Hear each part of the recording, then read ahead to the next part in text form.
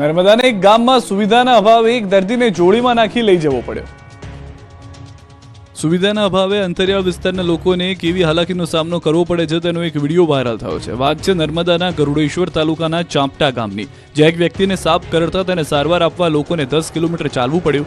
વાત આશ્ચર્ય પમાડે તેવી છે, પરંતુ ગામના પેટા ફળિયામાં રહેતા ઇદ્રીસભાઈ વસાવા સાથે આ બનાવ બન્યો છે। ઇદ્રીસભાઈને સાપ કરડ્યો અને તેમની સારવાર માટે સ્થાનિકોને તેમને જોડીમાં નાખીને 10 કિલોમીટર સુધી ચાલવું પડ્યું અને બાદમાં ખાનગી વાહનમાં સારવાર માટે લઈ જવામાં આવ્યા। ચાપટ ફળિયામાં 47 મકાનો અને 250 જેટલા લોકોની વસ્તી છે।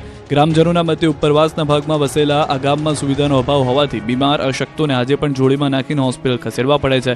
અગાઉ જિલ્લાના કેટલાક વિસ્તારના વિડીયો પણ વાયરલ થયા છે, જેમાં રસ્તાના અભાવે સગર્ભાને જોડીમાં નાખીને લઈ જવી પડતી હતી। રસ્તા અને સુવિધાના અભાવે આવા બનાવ સામે અગાઉ કોર્ટે પણ આકરું વલણ દાખવી છે।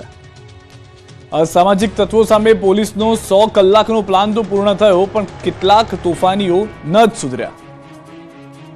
જાહેરમાં લાકડીઓથી મારામારી, આ દ્રશ્યો છે બોટાદના। જૂની અદાવતમાં જાહેરમાં થઈ મારામારી। શહેરમાં એક જ જૂથના બે લોકો વચ્ચે જાહેરમાં મારામારીના બનાવ સીસીટીવીમાં કેદ થયો છે।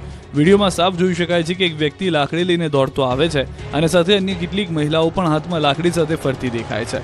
કાળા શર્ટ પહેરેલો વ્યક્તિ એક વ્યક્તિ પર લાકડીથી તૂટી પડે છે અને પછી ધીંગાણું શરૂ થાય છે। આ મારામારીમાં મહિલાઓ પણ લાકડી સાથે મારામારી કરતી દેખાય છે। આ બનાવ એક વ્યક્તિ ઘાયલ થઈ ચૂક્યો છે, જેને સોનાવાલા સરકારી હોસ્પિટલમાં ખસેડાયો છે।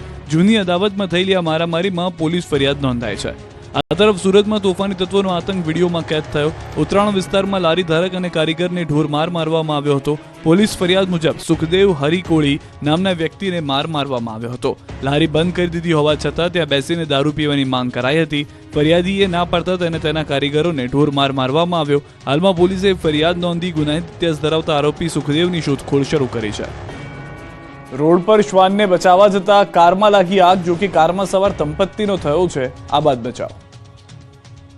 વાપીના છરવાડા વિસ્તારમાં ચોંકાવનારો અકસ્માત સર્જાયો, જેમાં રોડ પરથી પૂર ઝડપે પસાર થતી એક કાર ચાલકે બાઇક ચાલકને બચાવવા જતા સ્ટીયરિંગ પરથી કાબુ ગુમાવ્યો અને બેકાબુ થયેલી કાર સીધી જ ધડાકા સાથે રોડની બાજુમાં આવેલા વીજ ટ્રાન્સફોર્મર સાથે અથડાઈ। કારની જોરદાર ટક્કરને કારણે વીજ થાંભલા સાથે ટ્રાન્સફોર્મર જમીનદોસ્ત થઈ ગયું। અકસ્માતને પગલે હાઈ વોલ્ટેજ વીજ લાઇનના વાયરો પણ આ કાર પર પડ્યા હતા। જોકે આ ઘટનામાં કાર ચાલકનો ચમત્કારિક બચાવ થયો। આ બનાવ બાદ આસપાસના વિસ્તારમાં દોડધામ મચી ગઈ। જાણ થતાં જ વીજ વિભાગની ટીમ સ્થળ પર પહોંચી હતી અને વીજ પ્રવાહ બંધ કરી અને કાર પર પડેલા વાયરોને હટાવી પુરવઠો યથાવત કરવા પ્રયાસ કર્યો। આ તરફ શ્વાનને બચાવવા જતા કાર ભડભડ સળગી ઉઠી। ડભોઈ વડોદરા રોડ પર શ્વાનને બચાવવા જતા કાર ઝાડ સાથે અથડાઈ હતી। ટક્કર બાદ કારમાં આગ લાગી હતી, જોકે કારમાં સવાર દંપતીને સામાન્ય ઈજાઓ જ થઈ હતી। અકસ્માત બાદ દંપતીને ખાનગી હોસ્પિટલ ખસેડાયા હતા। દંપતી ડભોઈથી વડોદરા તરફ જતા હતા ત્યારે આ બનાવ બન્યો હતો।